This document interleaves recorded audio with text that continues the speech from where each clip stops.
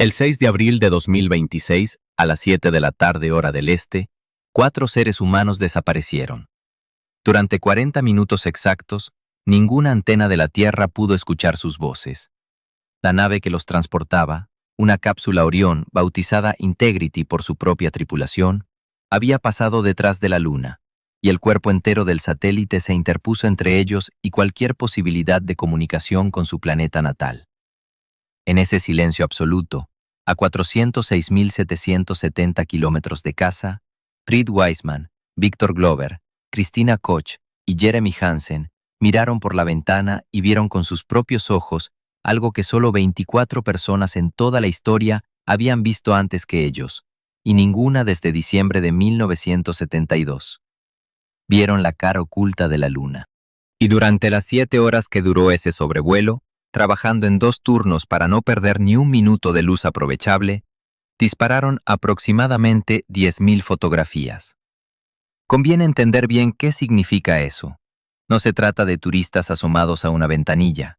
Se trata de 4 profesionales entrenados durante años en geología de observación, ejecutando un plan preparado por equipos científicos en tierra, contra un reloj implacable. Una vez que la trayectoria de retorno libre lo sacó de detrás de la Luna, la oportunidad se cerró y no volverá a repetirse con esta generación de vehículos. Entre esas imágenes hay uno de los registros más valiosos jamás obtenidos de un terreno que la humanidad apenas comprende. No porque contengan nada sobrenatural, sino por algo mucho más incómodo. La cara oculta de la Luna es radicalmente distinta de la cara que vemos todas las noches desde la Tierra. Y después de 66 años observándola con sondas, orbitadores, rovers y ahora ojos humanos, la ciencia todavía no tiene una explicación definitiva de por qué. La corteza es más gruesa ahí. Los mares de lava oscura que forman las figuras familiares de la luna llena están prácticamente ausentes. La superficie está saturada de cráteres en una densidad que la cara visible no muestra en ninguna parte. Y en el hemisferio sur, se abre una cicatriz de 2.500 kilómetros de diámetro, uno de los mayores impactos registrados en todo el sistema solar, cuyo fondo todavía guarda material que podría proceder del manto lunar profundo. ¿Por qué un mismo cuerpo, formado del mismo material, en el mismo momento, terminó con 2 hemisferios que parecen pertenecer a mundos distintos? ¿Qué fotografiaron exactamente Wiseman, Glover, Koch y Hansen durante esas 7 horas de sobrevuelo? ¿Y qué de todo eso ningún ser humano había visto jamás con sus propios ojos? ¿Y por qué el terreno que sobrevolaron se ha convertido, en apenas una década, en el objetivo más disputado de la exploración espacial contemporánea? En este video vas a recorrer la historia completa de la cara oculta desde la primera imagen borrosa que la sonda soviética Luna 3 envió en octubre de 1959. Pasando por los ojos de la tripulación del Apolo 8 en 1968, por las mediciones de gravedad que finalmente cuantificaron la anomalía en 2012, y por los aterrizajes chinos que trajeron las primeras muestras físicas en 2024, hasta las 10.000 fotografías que Artemis 2 obtuvo el 6 de abril de 2026. Vas a entender por qué ese hemisferio representa uno de los ambientes más hostiles jamás atravesados por seres humanos. Y vas a ver por qué el silencio de radio que reina detrás de la Luna, el mismo que dejó a la tripulación incomunicada durante 40 minutos, se ha convertido en un recurso estratégico que varias potencias quieren controlar antes que las demás.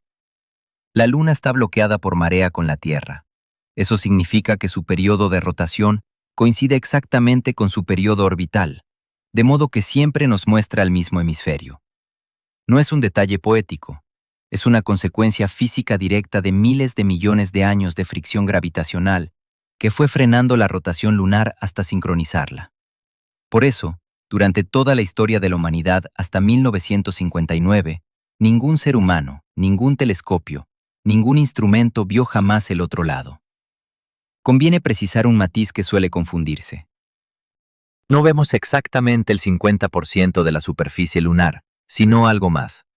Alrededor del 59%.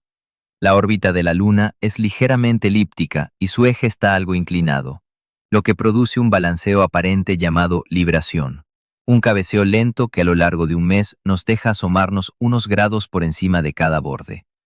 Ese margen extra permitió a los astrónomos del siglo XIX y XX cartografiar franjas estrechas del terreno del otro lado, siempre vistas de canto, siempre deformadas por la perspectiva rasante, nunca de frente. El 41% restante permaneció literalmente invisible para la especie humana hasta 1959. Cuando finalmente lo vimos, la sorpresa no fue encontrar montañas o cráteres. Fue encontrar que ese hemisferio no se parecía en nada al que llevábamos milenios mirando. La cara visible de la Luna está cubierta en aproximadamente un 31% por lo que los astrónomos llaman mares, del latín maria. Extensas llanuras de basalto oscuro formadas por erupciones masivas de lava que llenaron cuencas de impacto hace entre 3.000 y 3.900 millones de años. Son esas manchas oscuras las que forman las figuras que distintas culturas humanas han interpretado durante siglos como un rostro, un conejo o una mujer cargando leña. En la cara oculta, esos mares cubren apenas alrededor de un 1% de la superficie. En lugar de llanuras oscuras y relativamente lisas, hay un terreno claro, montañoso y saturado de cráteres superpuestos unos sobre otros. Un paisaje que registra el bombardeo completo de los últimos 4.000 millones de años, sin que ninguna erupción de lava haya borrado esa memoria. La diferencia no se queda en la superficie. Las mediciones de gravedad de precisión realizadas en 2012 confirmaron que la corteza de la cara oculta es sustancialmente más gruesa que la de la cara visible, con una diferencia que según los datos ronda los 20 kilómetros o más en promedio. Esa asimetría estructural, conocida técnicamente como dicotomía lunar, es lo que hace que el problema sea genuinamente difícil. No se trata de un accidente superficial, sino de una diferencia que llega hasta la propia arquitectura interna del satélite. Hay todavía un tercer nivel de asimetría, y es químico. Buena parte del hemisferio visible está cubierto por una provincia geológica que los planetólogos denominan terreno Cryptoprocellarum, un acrónimo formado por las iniciales en inglés del potasio, las tierras raras y el fósforo. Tres grupos de elementos que tienden a concentrarse en los últimos residuos de un magma que se enfría. Esta región concentra además una fracción desproporcionada de los elementos radiactivos del satélite, uranio y torio incluidos, cuya desintegración genera calor de forma continua durante miles de millones de años. Ese calor extra ayuda a explicar por qué el vulcanismo se concentró en ese lado.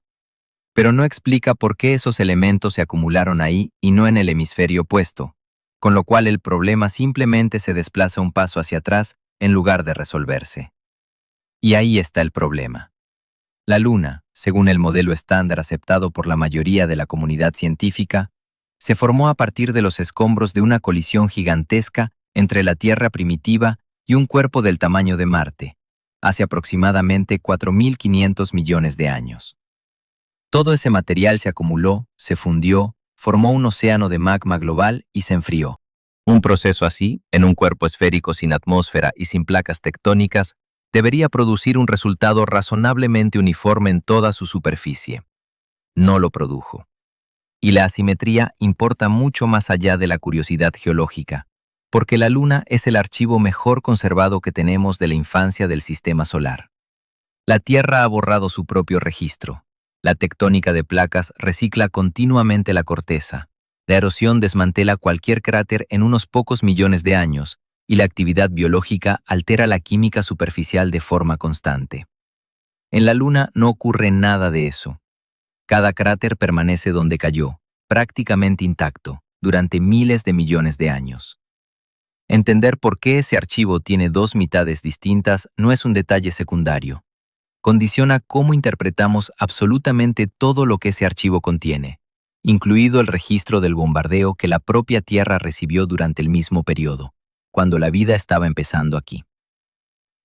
Y si la explicación de esa asimetría no estuviera en la propia Luna, sino en algo que le ocurrió desde afuera durante los primeros millones de años de su existencia? La primera vez que un objeto construido por seres humanos miró la cara oculta de la Luna fue el 7 de octubre de 1959.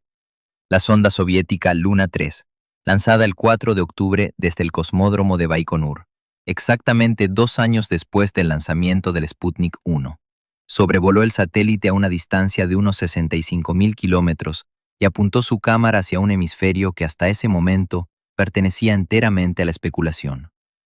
Aquel año fue el más intenso de toda la primera fase de la carrera espacial.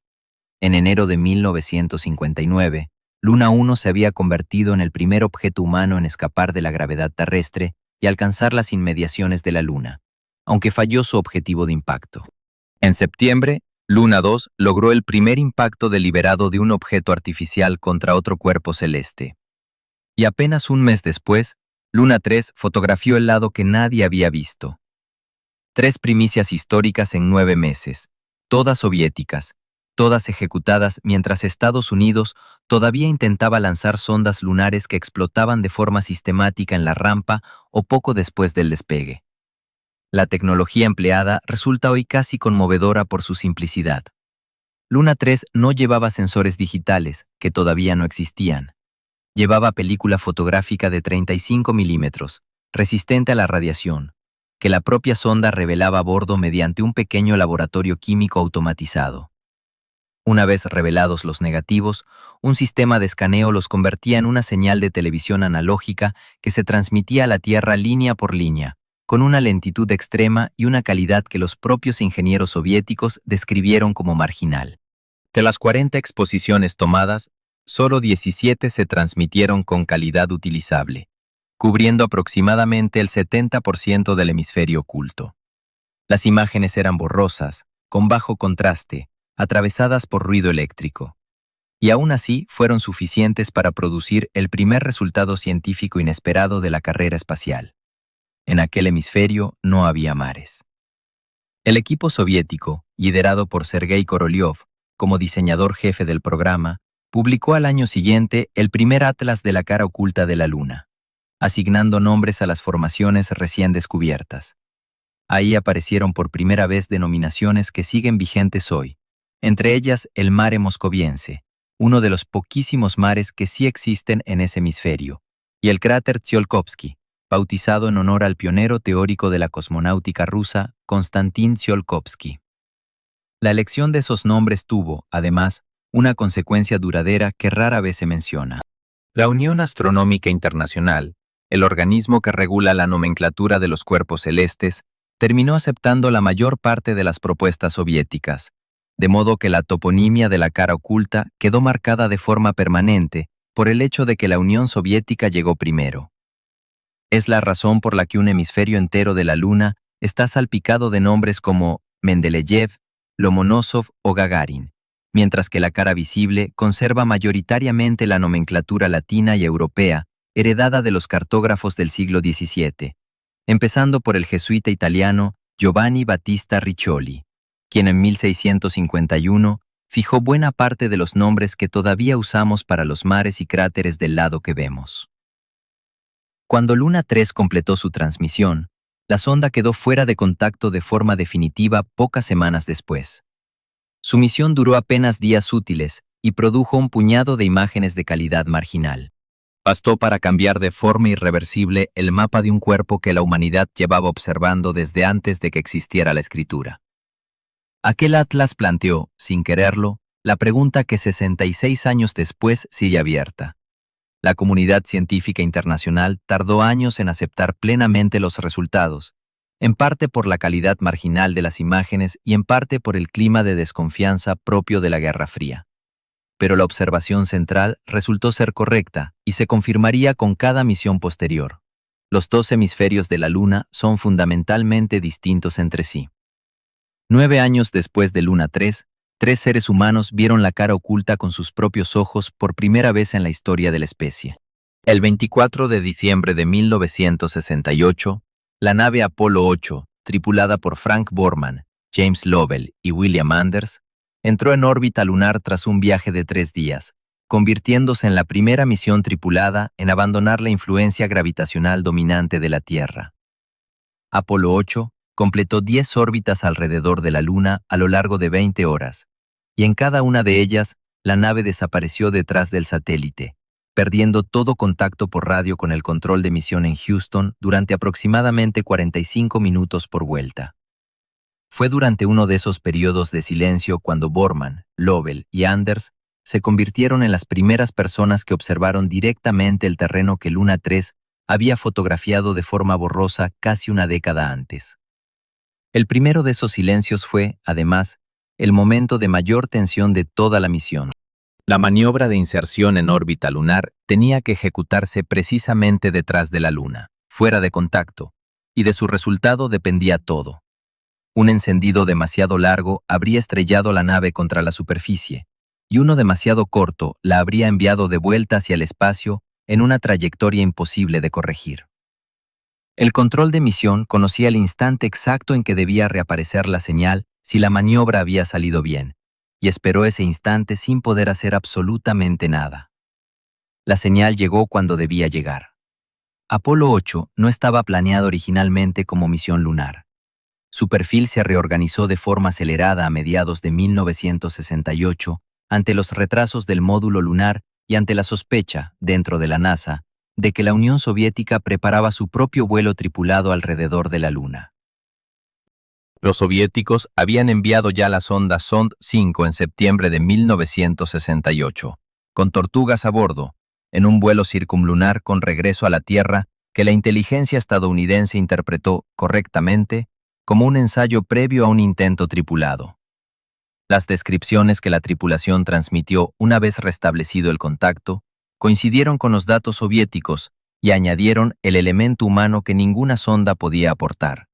Lovell describió la superficie como una extensión desolada, sin color, marcada por incontables cráteres de todos los tamaños, y comentó que no resultaba un lugar particularmente invitante para vivir ni trabajar. Anders señaló la ausencia de las llanuras oscuras que caracterizan al hemisferio visible. De aquella misión salió, además, una de las fotografías más reproducidas de la historia. El 24 de diciembre, mientras la nave emergía desde detrás del limbo lunar, Anders capturó la imagen conocida como Earthrise, la salida de la Tierra sobre el horizonte de la Luna, un planeta azul y frágil suspendido sobre un terreno gris y muerto.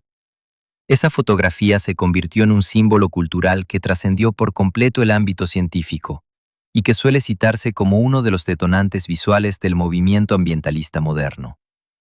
Entre 1968 y 1972, un total de 24 personas viajaron a la Luna en las misiones Apolo, y todas ellas vieron en algún momento la cara oculta durante sus órbitas. Con el fin del programa Apolo en diciembre de 1972, esa cifra quedó congelada durante más de 53 años. Ningún ser humano volvió a ver ese hemisferio con sus propios ojos hasta el 6 de abril de 2026. Durante las 4 décadas siguientes, orbitadores sucesivos fueron cartografiando la superficie lunar con resolución creciente. La sonda estadounidense Clementine en 1994 y la Lunar Prospector en 1998 aportaron mapas de composición y de topografía. La misión japonesa Kaguya, lanzada en 2007, obtuvo el primer modelo topográfico global de alta resolución. La India Chandrayaan-1, lanzada en 2008, cartografió la mineralogía de la superficie. Y el Lunar Reconnaissance Orbiter de la NASA, en órbita de forma continua desde 2009 y todavía operativo, ha ido acumulando durante más de 15 años el archivo fotográfico más detallado jamás obtenido de ambos hemisferios, con resoluciones que en algunas zonas alcanzan medio metro por píxel. Todos esos instrumentos, sin embargo, compartían una limitación de fondo. Fotografían y miden a superficie. Ninguno podía responder la pregunta estructural que realmente importaba, que es ¿qué ocurre por debajo de esa superficie? ¿Y cuánto difiere realmente la corteza de un hemisferio a otro? La respuesta llegó con una misión de la NASA llamada GRAIL, siglas en inglés de Laboratorio de Recuperación Gravitacional e Interior. Lanzada el 10 de septiembre de 2011 y liderada científicamente por la geofísica Maria Zuber, del Instituto Tecnológico de Massachusetts, la misión consistía en 2 naves prácticamente idénticas, bautizadas Ebb y Flow, marea baja y marea alta, tras un concurso escolar que involucró a estudiantes de todo Estados Unidos. El principio de funcionamiento era elegante. Ambas naves se colocaron en la misma órbita lunar, una detrás de la otra, separadas por una distancia de entre 65 y 225 kilómetros, midiendo continuamente la distancia exacta entre ellas mediante un enlace de radio de precisión extrema. Cuando la nave delantera pasaba sobre una región de mayor densidad, La gravedad local la aceleraba ligeramente y la separación entre ambas cambiaba en una fracción minúscula. Midiendo esas variaciones con una precisión del orden de micrómetros por segundo, el equipo pudo reconstruir el campo gravitatorio lunar completo con un detalle sin precedentes para cualquier cuerpo del sistema solar, incluida la propia Tierra. Los resultados, publicados en Science a finales de 2012, transformaron la dicotomía lunar de una observación cualitativa en un conjunto de números concretos. Grail determinó que el espesor promedio de la corteza lunar era considerablemente menor de lo que se había estimado a partir de los datos de Apolo, situándolo en un rango aproximado de entre 34 y 43 kilómetros, y confirmó de forma inequívoca que ese espesor no está distribuido de manera uniforme. La corteza del hemisferio oculto resulta sistemáticamente más gruesa que la del hemisferio visible. Esa diferencia ofrece, de hecho, la explicación más directa de por qué faltan los mares. Para que se forme un mar lunar, hace falta que el magma del manto ascienda hasta la superficie y se derrame llenando una cuenca. Si la corteza que debe atravesar es 20 kilómetros más gruesa, ese ascenso resulta muchísimo más difícil, y en la mayoría de los casos, el magma simplemente no llega. La ausencia de mares en la cara oculta no es un misterio independiente, es una consecuencia del grosor de la corteza. Grail reveló además algo que nadie esperaba encontrar. La corteza lunar está fracturada mucho más profundamente de lo que cualquier modelo previo contemplaba. Los datos de gravedad mostraron estructuras alargadas de material denso enterradas bajo la superficie, interpretadas como antiguos diques de magma solidificado que ascendieron por grietas de la corteza primitiva, algunas de ellas con longitudes de cientos de kilómetros. La imagen que emergió fue la de un cuerpo profundamente golpeado y agrietado durante sus primeros 1.000 millones de años, con una corteza pulverizada por impactos hasta profundidades muy superiores a las estimadas. La misión terminó de la forma prevista para este tipo de sondas. El 17 de diciembre de 2012, con el combustible agotado, ambas naves fueron dirigidas deliberadamente contra una montaña cerca del polo norte lunar, impactando a más de 6.000 kilómetros por hora. La NASA bautizó posteriormente ese lugar de impacto en honor a Sally Ride, la primera mujer estadounidense en el espacio, fallecida ese mismo año, que había participado en el programa educativo de la misión. Lo que Grail no pudo responder, y sigue sin respuesta hoy, es la pregunta anterior a esa. ¿Por qué la corteza es más gruesa de un lado? Las explicaciones propuestas para el origen de la dicotomía se han multiplicado durante las últimas 2 décadas, y ninguna ha logrado imponerse de forma definitiva sobre las demás. La hipótesis que más atención mediática recibió se publicó en Nature en agosto de 2011, firmada por los planetólogos Martin Jutzi y Eric Asfaw, entonces en la Universidad de Berna y en la Universidad de California en Santa Cruz, respectivamente. Su propuesta sostiene que la Tierra primitiva no tuvo una luna sino 2, la luna que conocemos y una segunda luna considerablemente más pequeña, de unos 1.200 kilómetros de diámetro, formada del mismo material y atrapada en una órbita compartida. Decenas de millones de años después, esa órbita se desestabilizó y ambos cuerpos colisionaron a una velocidad relativamente baja, de apenas unos 2 o 3 kilómetros por segundo, demasiado lenta para producir un cráter o fundir el material. En lugar de eso, según sus simulaciones numéricas, la luna menor se habría aplastado sobre el hemisferio contrario a la Tierra, extendiéndose como una tapa de escombros sólidos que engrosó la corteza de ese lado de forma permanente. Una segunda hipótesis, publicada en 2014 por los astrónomos Arpita Roy, Jason Wright y Stein Sigurdsson de la Universidad Estatal de Pensilvania, propone un mecanismo completamente distinto y sin necesidad de ninguna segunda luna. En los primeros millones de años tras su formación, la Luna orbitaba muchísimo más cerca de la Tierra, y la Tierra misma estaba tan caliente tras el impacto original que brillaba como un cuerpo incandescente. El hemisferio lunar orientado hacia la Tierra recibía esa radiación de forma continua, manteniéndose caliente, mientras que el hemisferio opuesto podía enfriarse. Elementos como el aluminio y el calcio, que condensan a temperaturas altas, se habrían depositado preferentemente en el lado frío, acumulando ahí más material cortical durante decenas de millones de años. Una tercera línea de explicación atribuye la simetría al propio impacto que formó la cuenca del Polo Sur Aitken, la estructura de 2.500 kilómetros de diámetro y unos 8 kilómetros de profundidad que domina el hemisferio sur de la cara oculta, y que figura entre las mayores cuencas de impacto conocidas de todo el sistema solar. Según estos modelos, un choque de esa magnitud habría redistribuido enormes cantidades de material y alterado de forma permanente la distribución interna de calor y de elementos radiactivos del satélite. Las dimensiones de esa cuenca cuesta asimilarlas sin una referencia. 2.500 kilómetros de diámetro equivalen aproximadamente a la distancia entre Madrid y Moscú, o entre Ciudad de México y Bogotá. Es una estructura tan grande que ocupa cerca de una cuarta parte de la circunferencia lunar y resulta difícil de reconocer como cráter incluso mirándola directamente, porque su borde se pierde más allá del horizonte visible desde cualquier punto de su interior.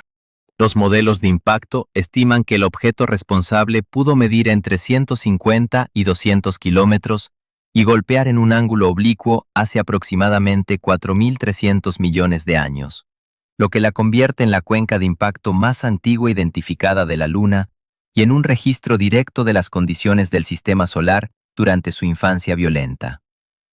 Su interés científico va todavía más allá. Un impacto de esa energía debería haber excavado a través de la corteza completa y expuesto material del manto lunar, la capa situada debajo, que ninguna misión ha muestreado jamás de forma inequívoca. Si eso ocurrió, el fondo de esa cuenca contiene material procedente del interior profundo del satélite, accesible desde la superficie sin necesidad de perforar. Por esa razón, la cuenca del Polo Sur Aitken figura desde hace décadas en la lista de objetivos prioritarios de prácticamente todas las hojas de ruta de exploración planetaria publicadas por la comunidad científica internacional. Ninguna de las tres explicaciones ha sido descartada, y ninguna ha sido confirmada. Cada una resuelve bien una parte del problema y deja otra sin cubrir. La colisión con una segunda luna explica el engrosamiento de la corteza, pero exige la existencia previa de un cuerpo que nadie ha demostrado que existiera. El modelo de condensación asimétrica explica la diferencia de composición sin necesidad de inventar nada, pero le cuesta generar por sí solo 20 kilómetros de corteza extra. Y el impacto del Polo Sur Aitken tiene el problema cronológico de haber ocurrido, según las dataciones disponibles, cientos de millones de años después de que la corteza primitiva ya se hubiera formado y diferenciado. Es posible, y varios grupos lo defienden abiertamente, que la respuesta correcta combine elementos de varias de ellas, y que la asimetría lunar sea el resultado acumulado de procesos distintos actuando en momentos distintos sobre el mismo cuerpo. Esa clase de respuesta resulta poco satisfactoria como titular, pero es frecuente en ciencia planetaria y suele acercarse más a cómo funcionan realmente los sistemas naturales que cualquier explicación única y elegante. La posibilidad de poner a prueba estas hipótesis con material real, y no solo con simulaciones, llegó desde China. El 3 de enero de 2019, la misión Chang'e 4 de la Administración Espacial Nacional China logró el primer aterrizaje suave de la historia en la cara oculta de la Luna, posándose dentro del cráter von Karman, situado a su vez en el interior de la cuenca del Polo Sur Aitken, y desplegando un pequeño rover llamado Yutu-2. Para lograrlo, China tuvo que lanzar previamente un satélite de retransmisión, Keqiao, colocado más allá de la Luna en el punto de Lagrange L2 del sistema Tierra-Luna, ya que ninguna señal directa puede alcanzar la cara oculta desde la Tierra. El rover Yutu-2 superó ampliamente todas las expectativas de vida útil. Diseñado inicialmente para operar unos pocos meses, siguió desplazándose por el interior del cráter von Karman durante años, sobreviviendo a ciclos sucesivos de noche lunar, periodos de aproximadamente 14 días terrestres consecutivos de oscuridad total, en los que la temperatura cae por debajo de los 180 grados bajo cero, y el vehículo debe hibernar por completo. Su instrumento de radar de penetración obtuvo además el primer perfil detallado del subsuelo de la cara oculta, revelando una estructura estratificada de material fragmentado que se extiende decenas de metros bajo la superficie. 5 años más tarde, en junio de 2024, la misión Chang'e 6 completó el paso siguiente y regresó a la Tierra con aproximadamente 1.935 gramos de material recogido en esa misma cuenca. Las primeras muestras físicas de la cara oculta jamás traídas a un laboratorio terrestre. Los primeros análisis publicados a partir de ese material mostraron diferencias de composición respecto a las muestras de Apolo y de las misiones soviéticas Luna, todas ellas procedentes del hemisferio visible, reforzando la idea de que la asimetría no es únicamente estructural, sino también química. Ese contraste tiene un valor particular por una razón de método.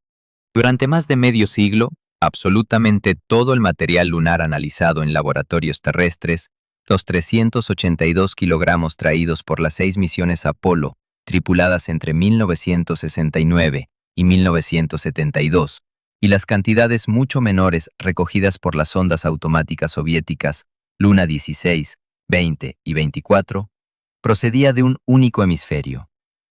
Toda nuestra comprensión química de la Luna se construyó, sin alternativa posible, sobre muestras de un solo lado de un cuerpo que sabíamos asimétrico. Chang'e 6 rompió por primera vez esa limitación estructural del propio conocimiento lunar. El 1 de abril de 2026, a las 6:35 de la tarde hora del este, el cohete SLS despegó desde el complejo de lanzamiento 39B del Centro Espacial Kennedy, en Florida, generando 8,8 millones de libras de empuje y colocando en trayectoria a la cápsula Orión con 4 personas a bordo.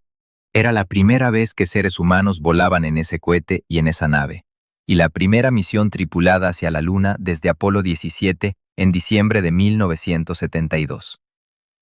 La tripulación estaba formada por el comandante Reed Wiseman, el piloto Victor Glover y la especialista de misión Christina Koch, los 3 de la NASA, junto al especialista de misión Jeremy Hansen, de la Agencia Espacial Canadiense.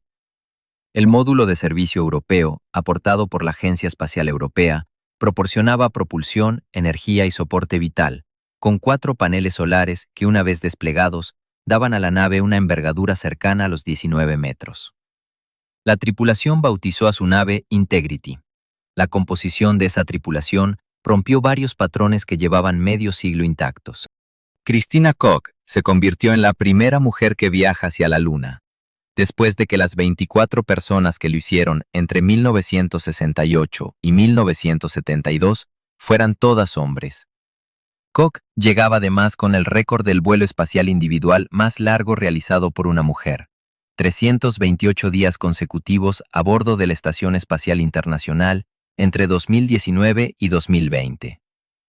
Victor Glover se convirtió en la primera persona negra en viajar hacia la Luna, y Jeremy Hansen fue el primer ciudadano no estadounidense en hacerlo en toda la historia de la exploración lunar tripulada, resultado directo del acuerdo de cooperación entre la NASA y la Agencia Espacial Canadiense, por el que Canadá aporta el brazo robótico Canadarm3 a la arquitectura del programa a cambio de asientos para sus astronautas. Los 4 entrenaron durante años para una misión cuyo objetivo declarado no era aterrizar ni orbitar, sino algo mucho menos glamuroso y mucho más necesario: comprobar que la nave funciona con personas dentro. Artemis 1, en 2022, había volado el mismo perfil sin tripulación. Artemis 2 repitió esa ruta con 4 vidas a bordo para verificar los sistemas de soporte vital, la navegación manual, las comunicaciones a distancia lunar y, sobre todo, el escudo térmico durante el regreso. Artemis 2 no entró en órbita lunar. Voló una trayectoria de retorno libre, una geometría en la que la propia gravedad de la Luna curva la trayectoria de la nave y la devuelve hacia la Tierra sin necesidad de ningún encendido de motor adicional. La misma clase de trayectoria que salvó a la tripulación del Apolo 13 en 1970, cuando una explosión les dejó sin sistema de propulsión principal. La elección fue deliberada y conservadora. En un primer vuelo tripulado, una trayectoria que regresa sola aunque falle absolutamente todo el sistema de propulsión, reduce el riesgo de forma considerable respecto a una inserción orbital que exige encender motores detrás de la Luna, fuera de contacto, exactamente como tuvo que hacer Apolo 8 en 1968. Los primeros días transcurrieron según el guión. Tras confirmar el despliegue de los 4 paneles solares, la tripulación ejecutó una demostración de operaciones de proximidad, maniobrando manualmente la Orión respecto a la etapa criogénica del cohete ya separada, para verificar el control manual del vehículo en condiciones reales. La NASA desplegó además 4 CubeSats de socios internacionales en órbita terrestre. El 4 de abril, cuarto día de vuelo, el equipo publicó una primera imagen del satélite tomada desde la nave, con la Luna orientada de forma inusual, el polo sur hacia arriba y parte del hemisferio oculto ya visible en el borde. Ahí aparecía, en el extremo derecho del disco, la cuenca orientale completa, una vista que ningún ser humano había tenido nunca. El 5 de abril, la nave entró en la esfera de influencia lunar, el punto a partir del cual la gravedad de la Luna domina sobre la de la Tierra. La tripulación dedicó buena parte de esa jornada a probar los trajes espaciales y a completar pruebas de vuelo adicionales. El momento central de la misión llegó el 6 de abril. Durante 7 horas, la nave sobrevoló la Luna, con una aproximación máxima de 4.067 millas, unos 6.545 kilómetros, sobre la superficie lunar, alcanzada alrededor de las 7 de la tarde, hora del este. 2 minutos después de ese punto de máxima aproximación, la tripulación estableció un récord que llevaba 56 años en pie. Alcanzaron una distancia de 252.756 millas de la Tierra, aproximadamente 406.770 kilómetros, superando las 248.655 millas que la tripulación del Apolo 13 había alcanzado en abril de 1970. Durante ese sobrevuelo, con aproximadamente un 21% de la cara oculta iluminada desde su perspectiva, los 4 astronautas trabajaron en 2 turnos a lo largo de unas 5 horas de actividad fotográfica intensiva y capturaron cerca de 10.000 imágenes. Según el propio resumen publicado por la NASA el 7 de abril, la tripulación documentó cráteres de impacto, antiguos flujos de lava y fracturas superficiales, y monitoreó diferencias de color, brillo y textura a lo largo del terreno. Ese último punto merece atención porque explica por qué se envía gente y no solo cámaras. El ojo humano entrenado distingue matices de tono y de textura en condiciones de iluminación cambiante que los sensores automáticos, calibrados para rangos fijos, tienden a perder o a saturar. Los geólogos de las misiones Apolo insistieron durante décadas en ese punto, y el programa Artemis lo recogió de forma explícita. Parte del entrenamiento de la tripulación consistió en aprender a describir verbalmente, en tiempo real y con vocabulario geológico preciso, lo que estaban viendo, de modo que la observación humana quedara registrada junto a la imagen y no en lugar de ella. Entre los objetivos observacionales destacó la cuenca orientale, una estructura de impacto multianillo de unos 930 kilómetros de diámetro, situada justo en el limbo occidental de la Luna, tan cerca del borde visible que desde la Tierra solo puede observarse de canto y de forma severamente distorsionada. Artemis II marcó la primera vez que seres humanos vieron esa cuenca completa, con sus anillos concéntricos desplegados de frente. Orientale importa mucho más de lo que su nombre sugiere. Es la cuenca de impacto multianillo mejor conservada de la Luna, y probablemente la más joven de las grandes, formada hace alrededor de 3.800 millones de años. Sus 3 anillos concéntricos, dispuestos como las ondas congeladas de una piedra arrojada al agua, conservan un registro casi intacto de cómo se comporta la corteza de un cuerpo rocoso cuando recibe un golpe de esa magnitud. Otras cuencas comparables de la Luna han sido rellenadas por lava o erosionadas por impactos posteriores. Orientale no. Por eso la NASA subrayó que sirve como referencia de comparación para cuencas de impacto en otros mundos rocosos, desde Mercurio hasta Plutón. Es la plantilla contra la que se miden las demás. La tripulación llegó incluso a proponer nombres para 2 cráteres menores situados en la zona, sugiriendo llamarlos Integrity y Carroll, una propuesta que corresponde formalizar, si prospera, a la Unión Astronómica Internacional, el mismo organismo que hace más de 60 años aceptó los nombres que Korolev y su equipo habían asignado a partir de aquellas 17 imágenes borrosas de 1959. Hubo además un fenómeno que ninguna misión anterior había presenciado desde esa posición. Mientras Orión pasaba por detrás de la Luna, el satélite se interpuso entre la nave y el Sol, produciendo un eclipse solar total visto desde el espacio profundo. La totalidad se prolongó durante casi 54 minutos, aproximadamente 7 veces más que cualquier eclipse total observable desde la superficie terrestre, donde la fase de totalidad rara vez supera los 7 minutos y medio. Los 4 astronautas emplearon gafas de eclipse a bordo, la primera vez que se usan en el espacio profundo, y aprovecharon la ocasión para fotografiar y analizar la corona solar, la capa exterior de la atmósfera del Sol que solo resulta visible cuando el disco solar queda completamente bloqueado. La razón de esa duración desproporcionada es puramente geométrica. Un eclipse total visto desde la Tierra dura pocos minutos porque la sombra de la Luna barre la superficie terrestre a más de 1000 kilómetros por hora y el observador atraviesa esa sombra rápidamente. Una nave que pasa por detrás de la Luna, en cambio, se mueve casi en paralelo a la sombra durante un tramo largo de su trayectoria y permanece dentro de ella mientras dura el paso. Para la ciencia solar, ese tipo de observación resulta valioso precisamente por la duración. La corona es tenue y su estudio exige tiempo de exposición, algo que un eclipse terrestre de 7 minutos concede con muchísima menos generosidad. También capturaron un Earthset y un Earthrise, la puesta y la salida de la Tierra sobre el limbo lunar. La imagen del Earthset, tomada a las 6:41 de la tarde, hora del este del 6 de abril, se comparó de inmediato con la fotografía de Anders de 1968, cerrando un arco visual de 58 años entre las dos únicas generaciones de seres humanos que han visto ese amanecer desde ahí. Cuando la nave emergió desde detrás de la Luna y se restableció el contacto por radio tras 40 minutos de silencio, la voz que se escuchó en el control de misión fue la de Christina Koch, comentando lo bien que sentaba volver a escuchar la Tierra.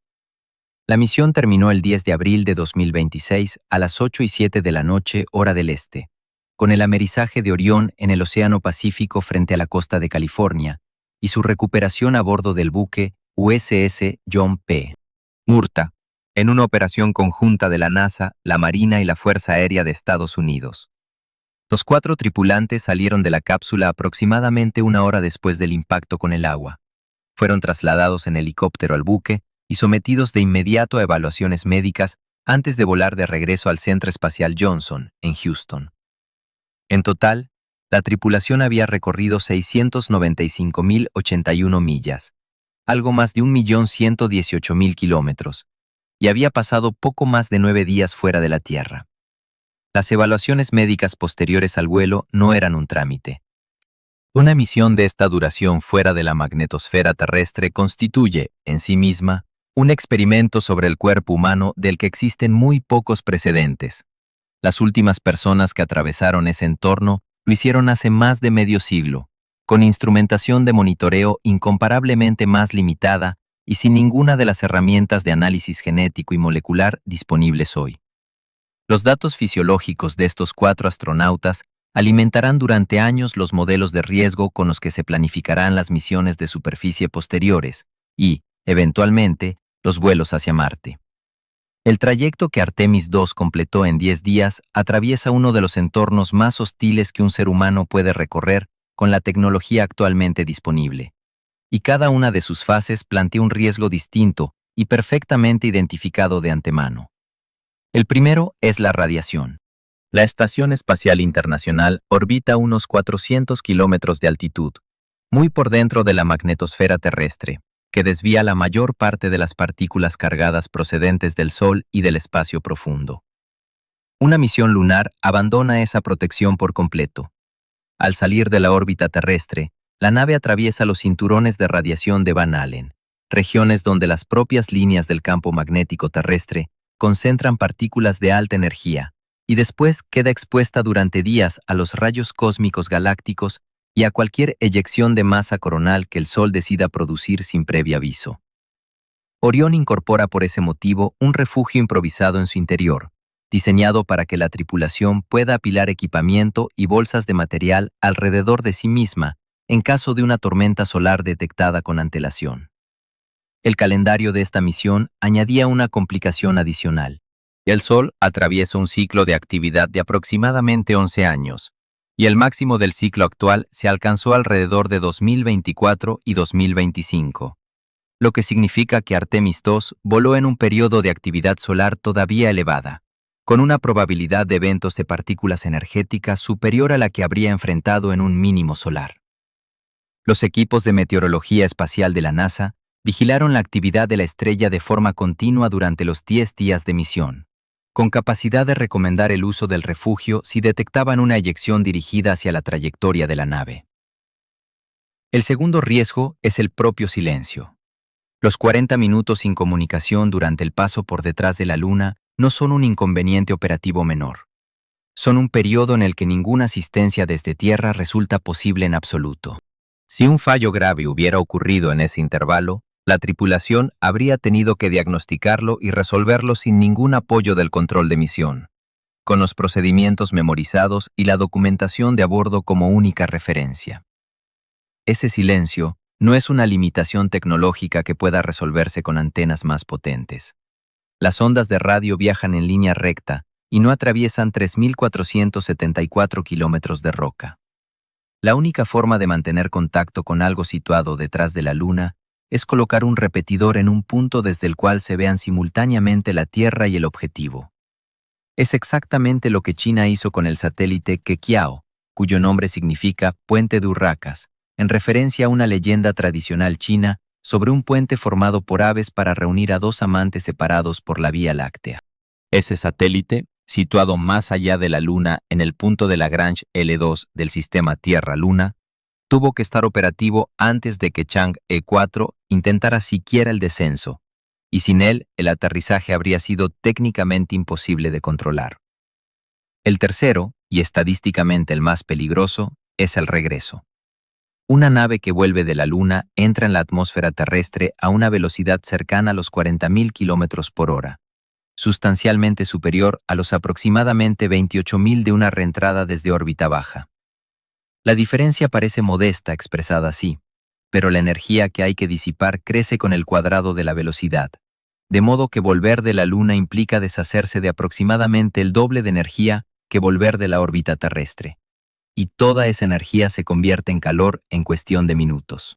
Esta diferencia se traduce en un calentamiento del escudo térmico que alcanza temperaturas del orden de 2.800 grados Celsius, aproximadamente la mitad de la temperatura de la superficie visible del Sol. El escudo funciona por ablación. El material se carboniza y se desprende de forma controlada, llevándose el calor consigo. El escudo térmico de Orión había mostrado un desgaste irregular e inesperado durante la misión no tripulada Artemis 1 en 2022, con fragmentos del material ablativo desprendiéndose de forma distinta a la prevista por los modelos, un hallazgo que obligó a la NASA a dedicar años de análisis y a modificar el perfil de reentrada antes de autorizar el vuelo con tripulación a bordo. Y existe un cuarto factor, que no amenaza a la tripulación, sino a la propia interpretación de lo que fotografiaron. Nada de lo que capturaron esas 10.000 imágenes es visible desde la Tierra en condiciones normales, lo que significa que cualquier estructura, sombra o formación inusual que aparezca en ellas carece, por definición, de un registro histórico previo con el que compararse directamente. Ese vacío de referencia es precisamente el terreno donde suelen germinar las interpretaciones erróneas, y es también la razón por la que la NASA publica los identificadores de catálogo de cada imagen, como ART-002 E015231 o ART-002 E016198, permitiendo que cualquier persona rastree el archivo original en lugar de una versión recortada o alterada circulando fuera de contexto. A eso se suma un fenómeno perceptivo bien documentado. El cerebro humano está optimizado para detectar patrones reconocibles, y en particular rostros y formas geométricas, incluso donde no los hay. El efecto tiene nombre propio, pareidolia, y la superficie lunar es un terreno especialmente fértil para él, con sus millones de cráteres superpuestos, sus sombras alargadas por la iluminación rasante y su ausencia total de atmósfera que suavice los contrastes. En un hemisferio saturado de cráteres, fotografiado con el sol muy bajo sobre el horizonte, aparecen inevitablemente sombras rectas, bordes que parecen artificiales y estructuras que sugieren simetría. Todas ellas tienen una explicación geológica trivial, y todas ellas circulan periódicamente fuera de contexto. La cara oculta de la Luna tiene una propiedad que ningún otro lugar accesible del sistema solar puede ofrecer, y que no tiene nada que ver con su geología. Es el único sitio conocido permanentemente blindado contra las emisiones de radio de la civilización humana.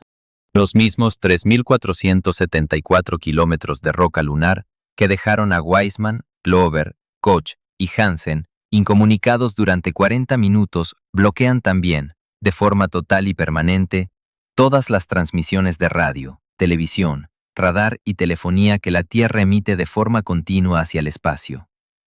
Para la radioastronomía, y en particular para el estudio de las señales de radio de baja frecuencia procedentes del universo primitivo, esa condición representa un entorno de observación imposible de reproducir en ningún punto de nuestro propio planeta, donde incluso los observatorios más remotos sufren interferencia creciente de satélites en órbita.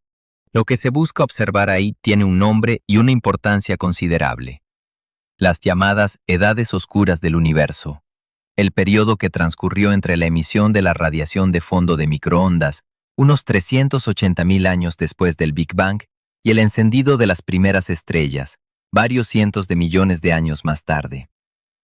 Durante ese intervalo, el cosmos estaba lleno de hidrógeno neutro y prácticamente no había fuentes de luz.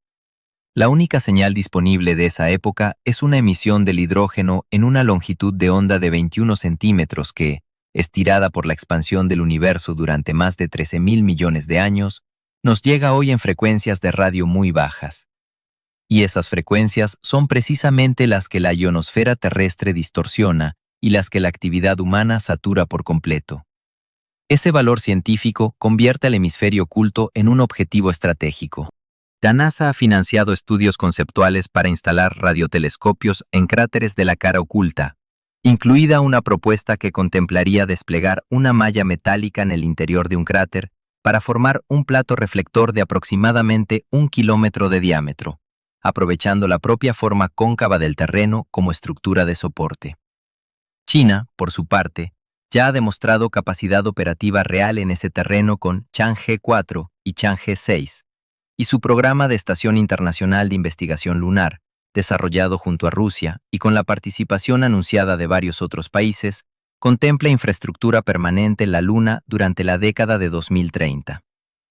Existe además un problema práctico creciente que empuja en la misma dirección. El número de satélites en órbita terrestre baja se ha multiplicado en menos de una década con el despliegue de constelaciones comerciales de comunicaciones, y los radioastrónomos llevan años documentando el deterioro progresivo de las condiciones de observación desde el suelo. Ningún observatorio terrestre, por remoto que sea, puede blindarse contra una señal que llega desde arriba. El otro lado de la Luna es el único lugar donde ese blindaje es geométrico y permanente. Mientras tanto, el programa Artemis avanza con su propio calendario, sujeto a revisiones sucesivas. Tras la reorganización anunciada por la NASA a comienzos de 2026, Artemis 3 quedó redefinida como una prueba tripulada del sistema de aterrizaje humano en órbita terrestre baja, prevista para 2027, y el primer alunizaje tripulado del programa pasó a corresponder a Artemis 4, con fecha objetivo a comienzos de 2028. El proyecto Lunar Gateway, la estación orbital que durante años figuró como pieza central de la arquitectura, fue cancelado en marzo de 2026 cuando la agencia redirigió su prioridad hacia una base en la superficie. El destino de esos alunizajes no es la cara oculta, sino la región del Polo Sur lunar, donde se concentra el hielo de agua en cráteres permanentemente sombreados. Pero el hemisferio oculto queda directamente implicado. La cuenca del Polo Sur Aitken, cuyo borde exterior se extiende hasta la propia región polar sur, es simultáneamente el mayor objetivo geológico del satélite y un terreno adyacente a los depósitos de hielo más codiciados. Quien establezca infraestructura permanente en esa zona controlará, en la práctica, el acceso a ambos recursos a la vez. Esa convergencia explica por qué las dos arquitecturas rivales apuntan a coordenadas casi idénticas. El programa Artemis y el programa chino-ruso han identificado, cada uno por su cuenta y con criterios técnicos independientes, listas de sitios candidatos de alunizaje que se solapan en buena medida, simplemente porque las condiciones que hacen viable una base son las mismas para todos: proximidad a depósitos de hielo, terreno suficientemente plano, iluminación solar casi continua en determinadas crestas del borde polar, y línea de visión hacia la Tierra para las comunicaciones. El número de emplazamientos que cumplen las 4 condiciones a la vez es pequeño, y no crece por más países que se sumen a la carrera. Ninguna de esas actividades ocurre en un vacío legal, pero tampoco en un marco claro. El Tratado del Espacio Exterior de 1967 prohíbe explícitamente la apropiación nacional de cuerpos celestes, aunque no regula de forma precisa ni la extracción comercial de recursos ni el establecimiento de zonas de seguridad operativa alrededor de instalaciones activas. Una ambigüedad que tanto los acuerdos Artemis liderados por Estados Unidos, firmados ya por más de 40 países, como el bloque encabezado por China y Rusia, están llenando cada uno según su propio criterio, sin esperar un consenso internacional que después de casi 6 décadas sigue sin llegar. Existe además un problema específico de la cara oculta que ningún tratado contempla, y que los radioastrónomos llevan años intentando poner sobre la mesa: la protección del propio silencio. Un radiotelescopio instalado en un cráter del hemisferio oculto quedaría inutilizado si cualquier otro actor decidiera operar transmisores en las cercanías, o incluso colocar satélites de retransmisión en órbitas que sobrevuelen esa zona. La Unión Internacional de Telecomunicaciones reconoce formalmente una zona de silencio radioeléctrico en la cara oculta desde hace décadas, pero se trata de una recomendación técnica sin ningún mecanismo de aplicación, y ningún organismo tiene hoy autoridad real para impedir que una agencia o una empresa privada la ignore. El recurso más escaso de ese hemisferio, paradójicamente, es la ausencia de señal, y es también el único que puede destruirse de forma permanente con una sola decisión mal coordinada. Las 10.000 fotografías que Wiseman, Glover, Koch y Hansen tomaron el 6 de abril de 2026 siguen procesándose. La NASA advirtió, en el momento del amerizaje, que buena parte del material seguiría analizándose durante meses después del regreso de la tripulación, y que las imágenes de mayor resolución de la geología de la cara oculta se irían publicando de forma escalonada conforme completaran su calibración. Ese proceso no es un trámite burocrático. Cada imagen debe corregirse por la geometría exacta de la nave en el instante del disparo, por el ángulo de iluminación solar, por la distorsión de la óptica y por la respuesta específica del sensor a distintas longitudes de onda, antes de que un geólogo pueda extraer de ella una conclusión defendible sobre la composición o la edad de un terreno. La fotografía bonita sale en horas. El dato científico tarda meses. En ese archivo hay cráteres que ningún ser humano había mirado nunca de frente, flujos de lava congelados hace más de 3.000 millones de años, fracturas superficiales cuyo origen todavía se discute, y los anillos completos de una cuenca de impacto que desde la Tierra solo se puede ver de perfil. No hay nada oculto ahí en el sentido en que suele emplearse esa palabra. Hay algo bastante más difícil de aceptar. Un hemisferio entero de nuestro vecino más cercano, cuya arquitectura interna todavía no sabemos explicar del todo, 66 años después de haberlo visto por primera vez. La palabra oculta, de hecho, arrastra un malentendido que conviene deshacer. Ese hemisferio no está a oscuras. Recibe exactamente la misma cantidad de luz solar que el nuestro, repartida a lo largo del mismo ciclo de 29 días y medio. Cuando en la Tierra vemos luna nueva, el lado que no vemos está plenamente iluminado. Lo que está oculto no es la luz, es la línea de visión. Es un hemisferio invisible desde aquí, no un hemisferio oscuro. Y esa distinción es precisamente la que separa un problema geométrico de un misterio inventado. Sergei Korolev murió en enero de 1966, 3 años antes de que ningún ser humano viera con sus propios ojos el hemisferio que sus ondas habían fotografiado, y sin que su nombre llegara a hacerse público en vida. La Unión Soviética mantuvo su identidad clasificada mientras dirigía el programa, y el mundo solo supo quién había estado detrás de aquellos logros después de su funeral. William Anders, que capturó el Earthrise de 1968, falleció en junio de 2024, menos de 2 años antes de que otra tripulación repitiera esa misma fotografía desde una nave distinta. Entre una y otra imagen transcurrieron 58 años. Entre la cámara de película de 35 milímetros que Luna 3 revelaba químicamente a bordo y las 10.000 exposiciones digitales de Artemis II, transcurrieron 66. Y en todo ese tiempo, con cada instrumento sucesivo aportando más resolución, más precisión y más datos, la pregunta central no se ha movido de sitio. La diferencia respecto a 1959, y respecto a 1968, es que esta vez no habrá una pausa de medio siglo. Chang'e 7 y Chang'e 8 están en desarrollo. Artemis 4 apunta a comienzos de 2028. Las muestras de Chang'e 6 siguen repartiéndose entre laboratorios y produciendo publicaciones. Por primera vez desde el final del programa Apolo, el flujo de datos nuevos sobre ese hemisferio no va a detenerse. Y mientras el material de Artemis 2 continúa saliendo del archivo imagen por imagen, y mientras las agencias espaciales de al menos 2 bloques geopolíticos ajustan sus calendarios para volver a ese terreno con equipos que esta vez sí se quedarán, la pregunta que Luna 3 dejó abierta en octubre de 1959 sigue exactamente donde estaba. No es qué se esconde en la cara oculta de la Luna. Es por qué ese lado, formado del mismo material y en el mismo instante que el nuestro, terminó siendo otro mundo.